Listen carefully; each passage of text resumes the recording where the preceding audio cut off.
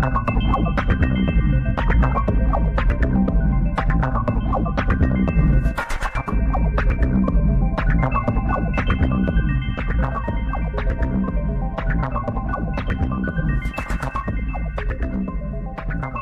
this is Ken Vellante, host of Something Rather Than Nothing, with episode 20. Beautiful number in 2020, episode with Vanessa Stockard. Really, as you'll hear me gushing here and there, just a beautiful artist, an incredible creator, and a lot of energy and joy and fun that I find from her works. As you'll hear during the interview, she posts a lot of her material, a lot of her paintings on Instagram. It's a great place to interact and to take a look at her work, which I highly suggest that you do. And it was good to hear during the interview that she's got a book that will collect her paintings and also some poetry that'll accompany it. So without further ado, all the way from Australia, New South Wales, Vanessa Stockard.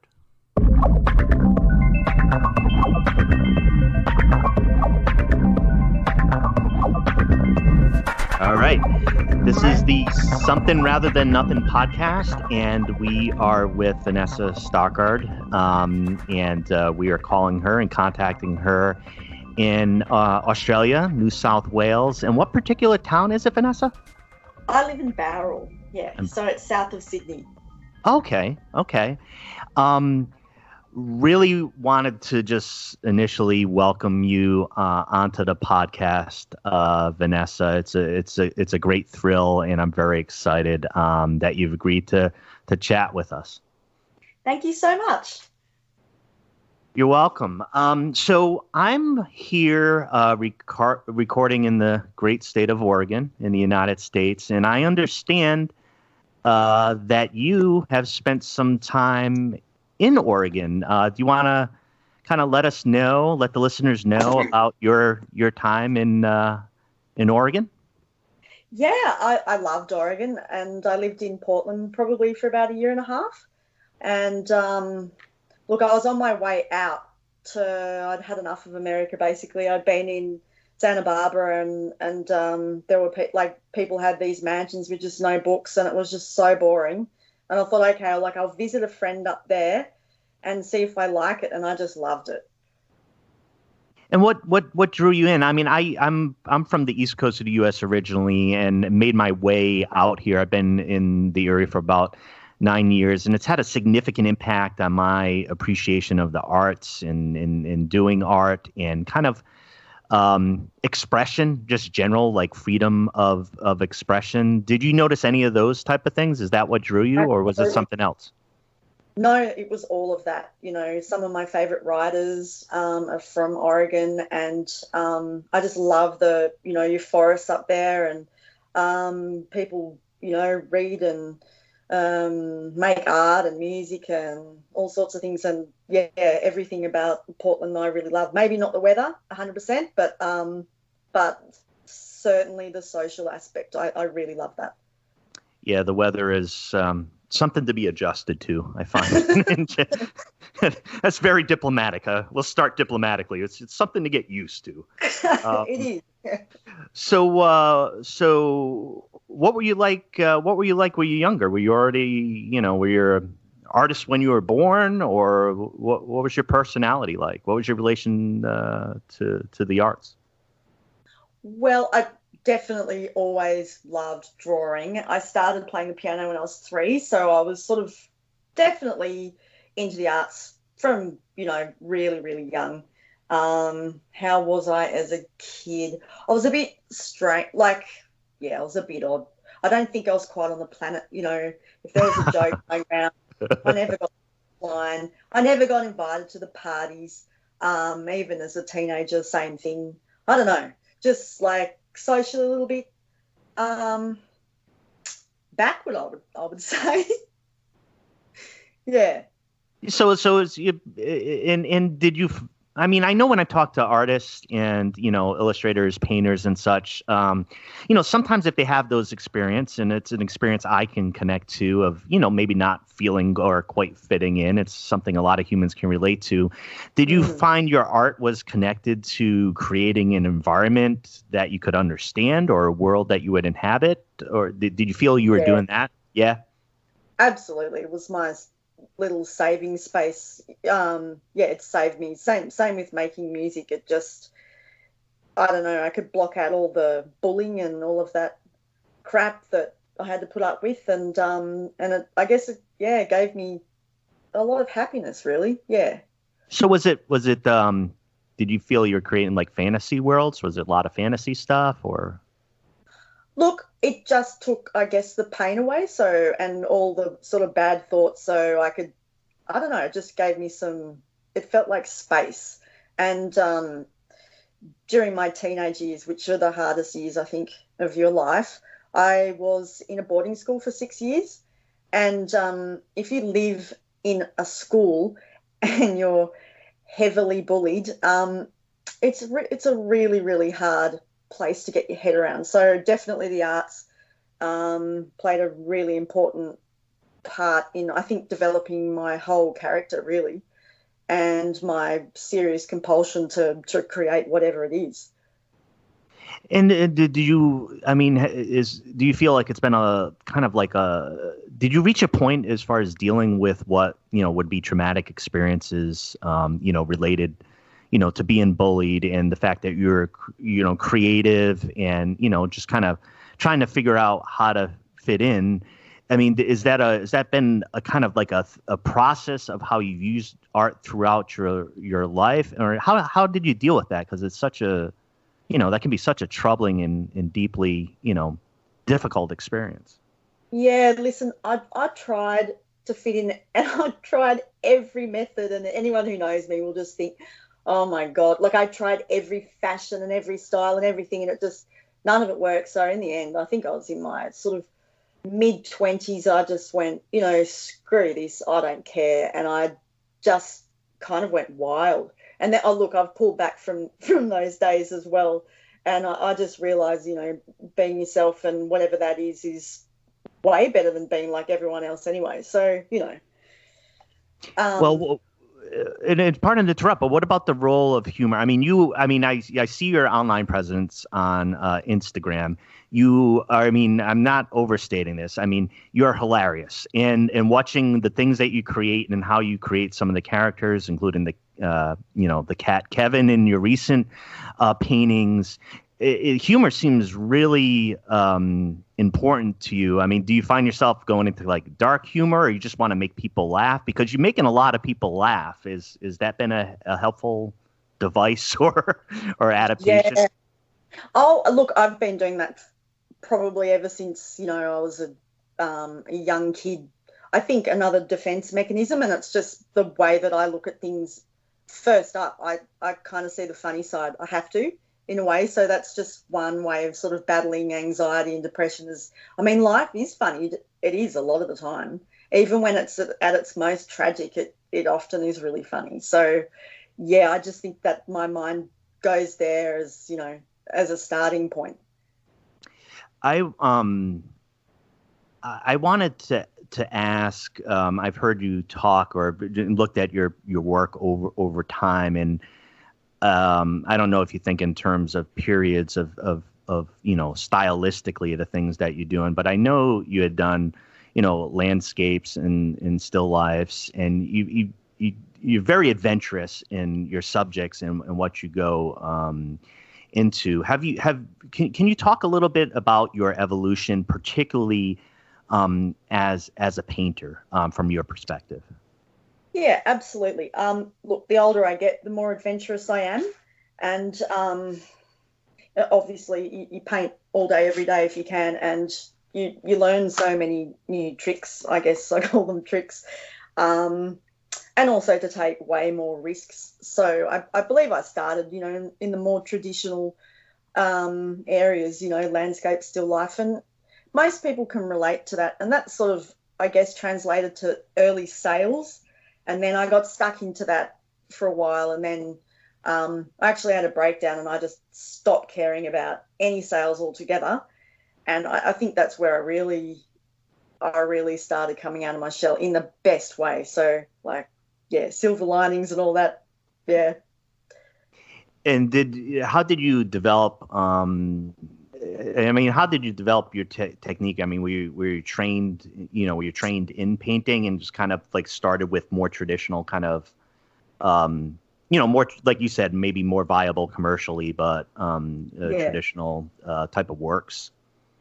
Yeah, listen, my mother is a classical painter and my grandmother was a painter as well. So I sort of grew up, still playing with paints. And then I did go to art school and I did major in painting, though.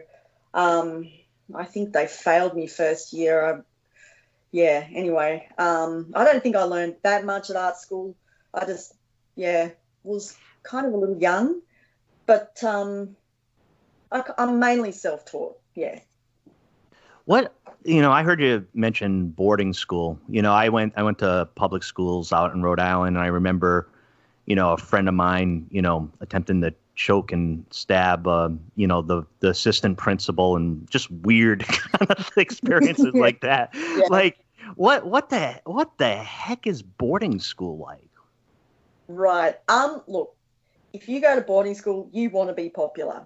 Trust me. You want to come from the right family. You want to look the part. You probably want to know some of the other families that you got to come from. I don't know, like your parents have to have the right business. It's really quite complicated. And if you don't, then you're automatically in the DAG group, which is, I don't know, the DAGgy, what would you call the nerd group? Yeah. Oh, okay. What's the word? Yeah. DAG? DAG, yeah. Okay. That's okay.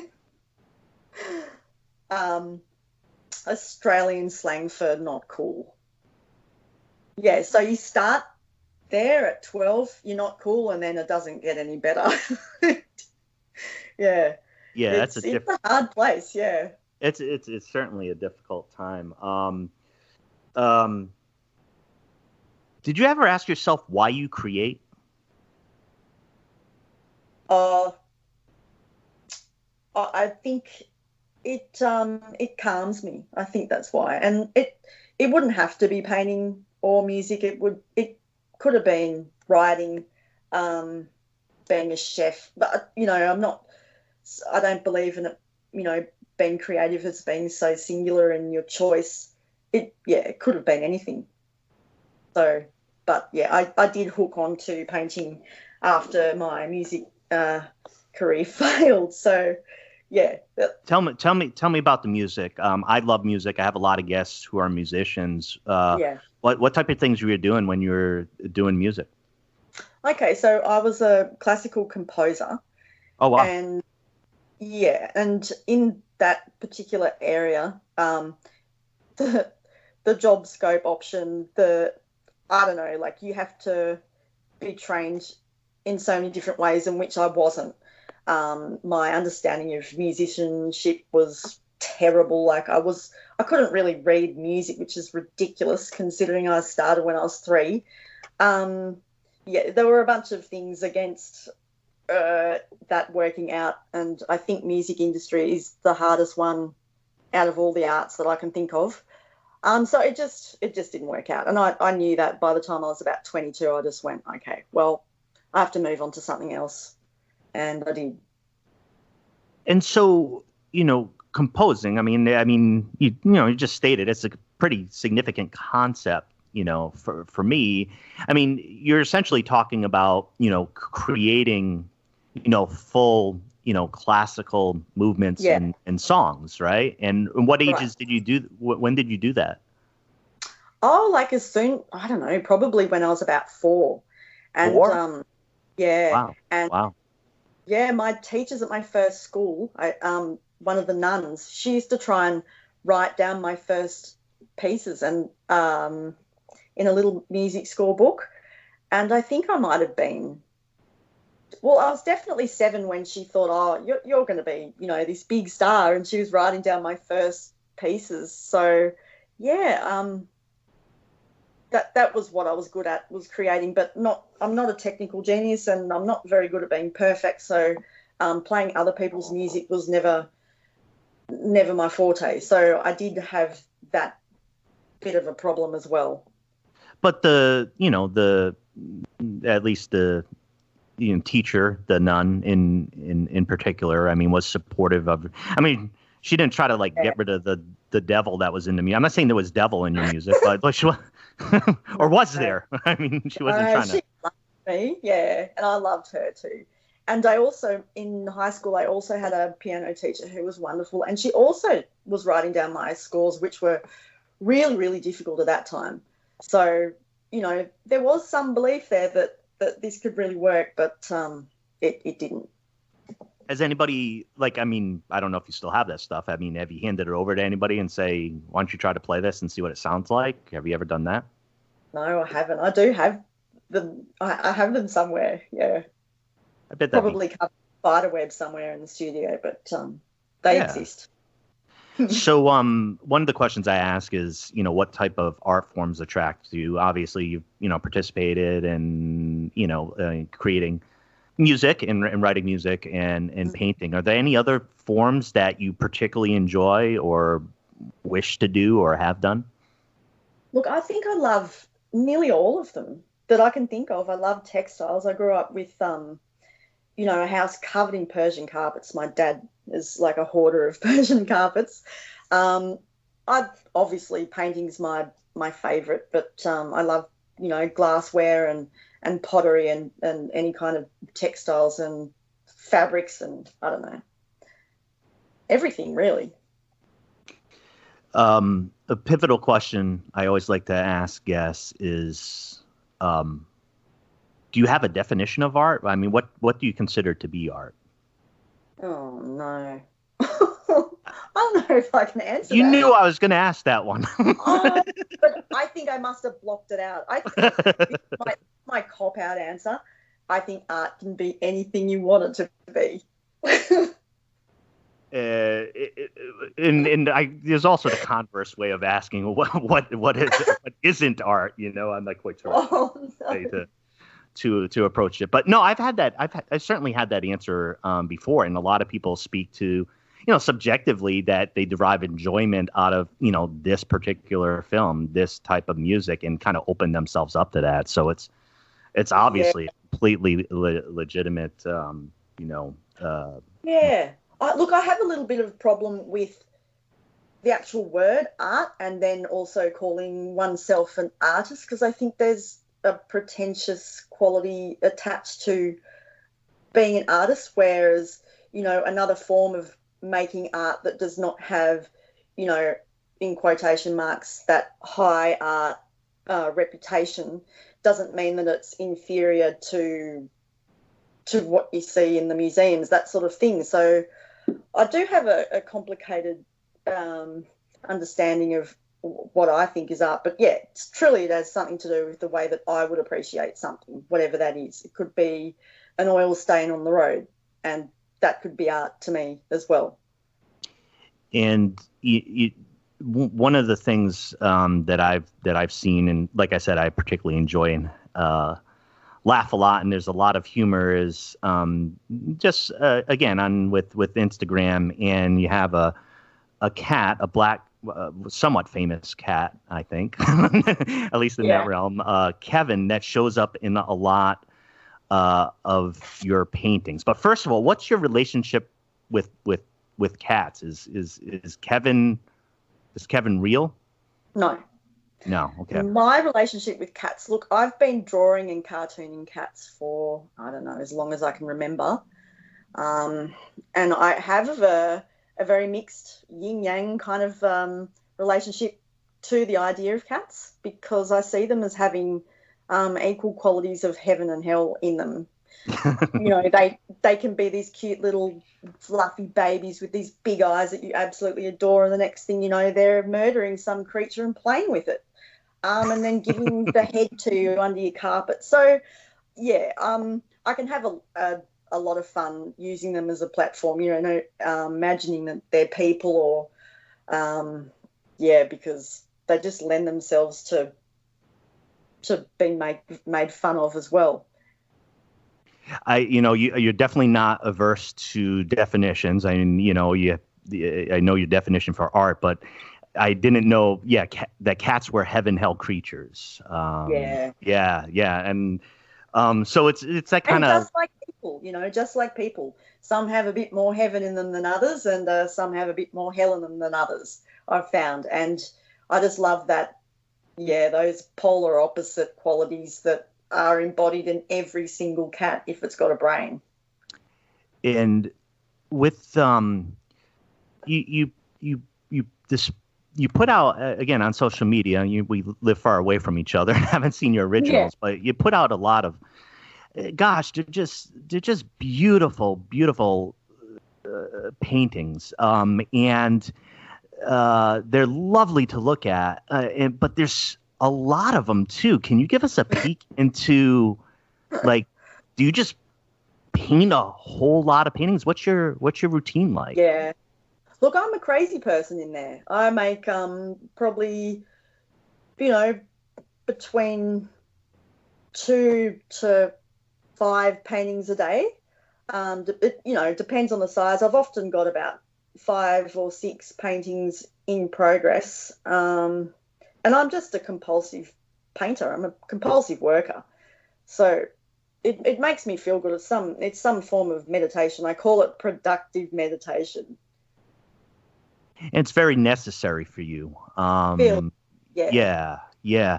What about your interaction? I mean, people, I've just seen recently, again, with paintings, reacting to them, getting excited about them, sharing them. There must be a really, in general, good energy and vibe you pick up off of that. Is that part of your routine of just seeing how these stories and these narratives and these characters that you have and the paintings themselves are getting people kind of riled up a little bit? Yeah, look, they give me pleasure to make them, and then in turn, for whatever reason, other people also get pleasure from looking at them, and I really love that. It's just it's a give really, and if it makes people feel happy, then that certainly makes me feel good too.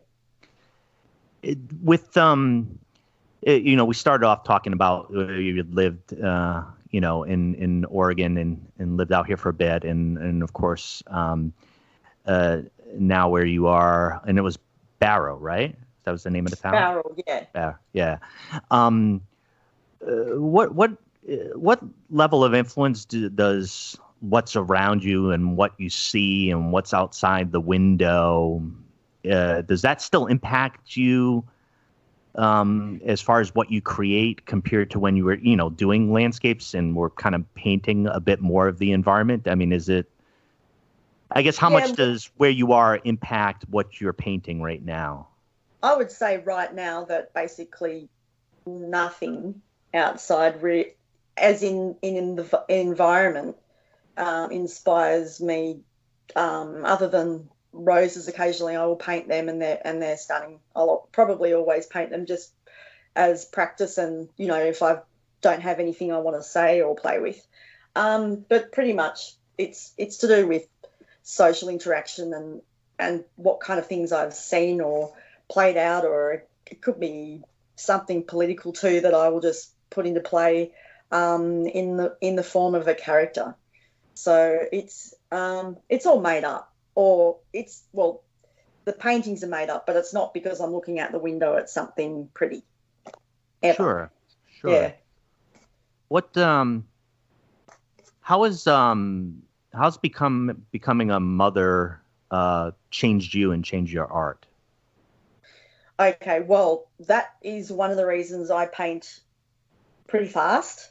I've learned how to do that is to really maximize your time, because, back in the day I'd be standing around all day going, oh, I don't know what to paint, I don't have the inspiration, blah, blah, blah.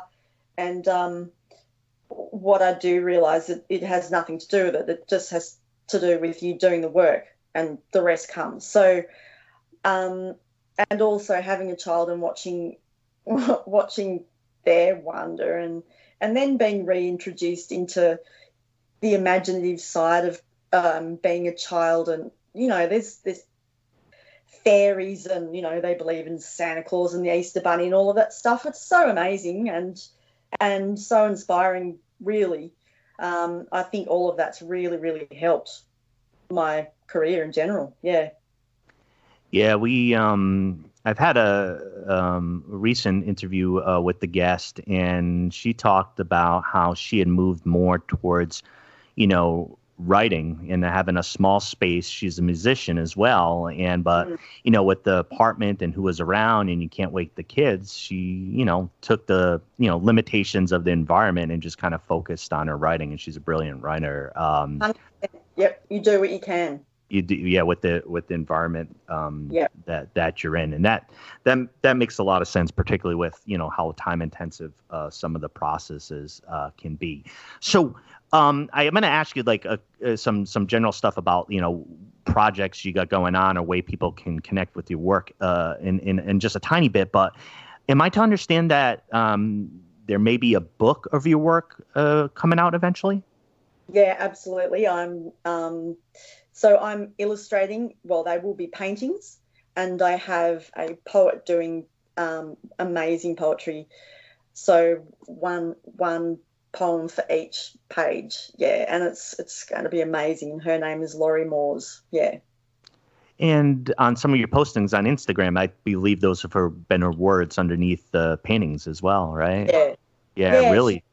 She works as fast as I do. It takes her two minutes to write the most perfect poem, and it takes me, well, not 2 minutes, but it takes me an hour to do a painting. So it's just, it's one of those things that just has to happen. Yeah, the collision of two phenomenal artists is definitely we can enjoy the byproduct of that. Yeah. It wasn't something we planned either. It was just a really strange thing that happened, and I was like, well, we really need to do something with this, and so we are. Yeah. The title of the podcast is Something Rather Than Nothing, and this question might annoy you a tiny bit, like the what is art question, but why is there something rather than nothing? Oh no, this isn't I knew it. Eric. I knew it. I knew physics, I knew this. I knew this is what you were talking about. I knew this is the other question that you were talking about. You can get a smart. What's Australian for smarmy answer? Is it smarmy? Yeah. Look, I feel so unprepared for this. It's sort of like, are you talking about, is there a God? Because God created something from nothing, right? In the ideation behind that. I would say I don't believe in that. I believe there is something rather than nothing, if that's any part of the answer. Well, you got a blank canvas, Vanessa. That it's blank, and then you've created something from it. It's really about the act of creation, and that's the piece where I'm become so interested in why something appears or why something comes out, and from action. Yeah. What's it's the is there a deep smarmy answer? Is that, I mean? Yeah, I'm feeling really dumb right now. No, that's not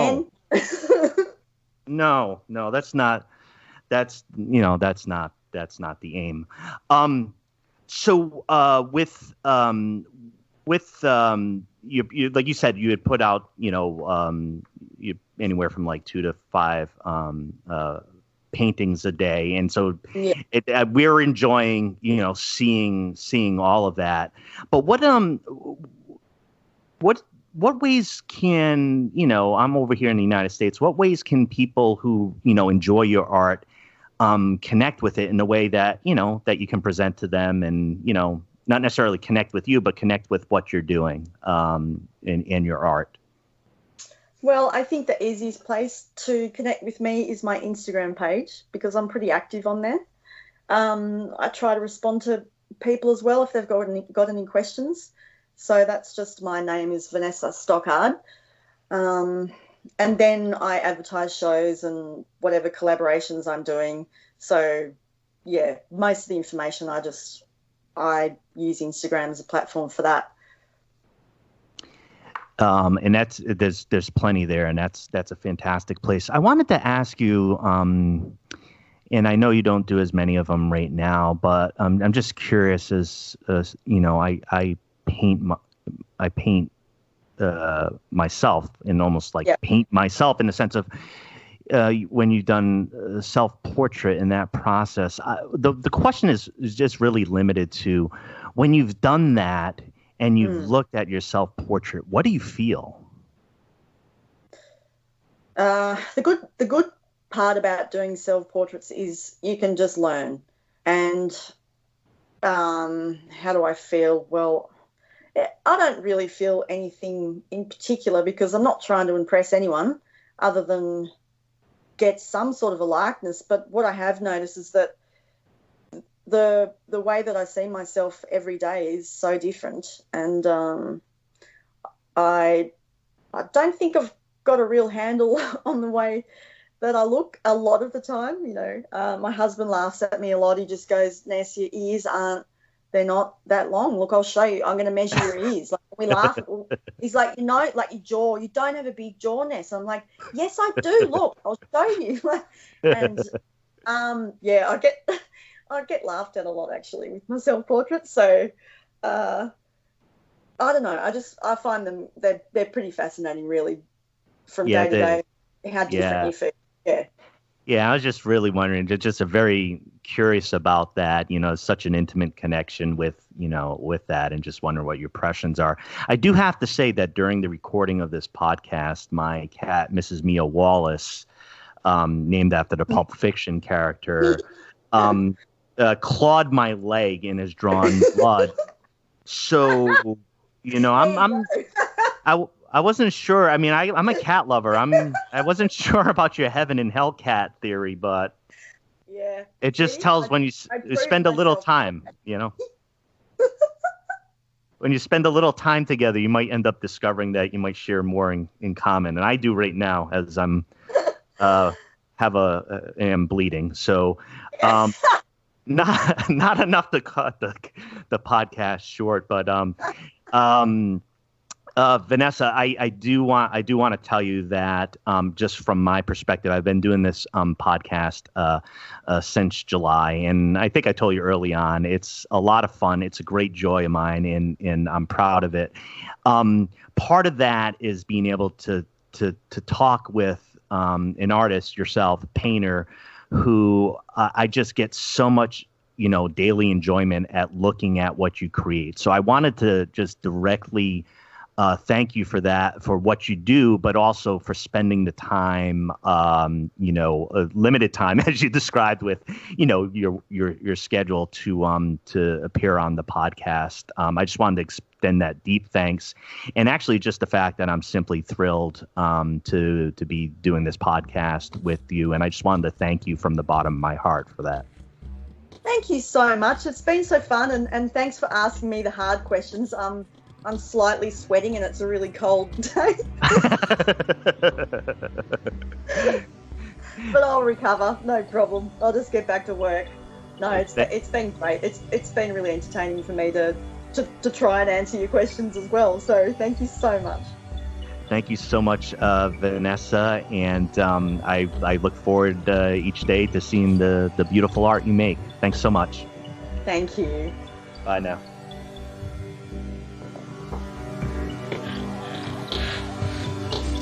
You are listening to Something Rather Than Nothing.